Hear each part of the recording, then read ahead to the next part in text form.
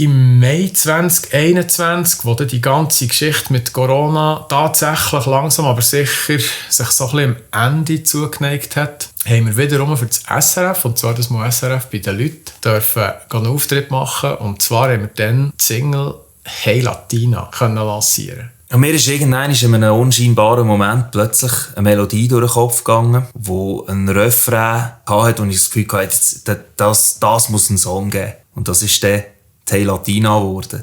Das erste Mal einen eigenen Song im Fernsehen zu performen. Das war in Murten, im SRF. Mit dem aktuellsten Hit von der Berner Mundart-Rockband Volksrocks mit «Hey Latina». Und als der Auftritt durch war, sind wir natürlich alle zusammen auch auf Adrenalin gewesen, weil man nicht gewusst, was passiert jetzt mit dem Lied. Oder kommt es überhaupt an bei den Leuten? Und ich weiss noch, wir waren dort Backstage gewesen. Und er hat alle auf das Nattel geschaut und hat hier bei den iTunes-Charts geschaut. Ich dachte, vielleicht ist da irgendetwas gegangen. Du, das ist Tag auf Platz 1. Wir denken, das darf gar nicht davor sein.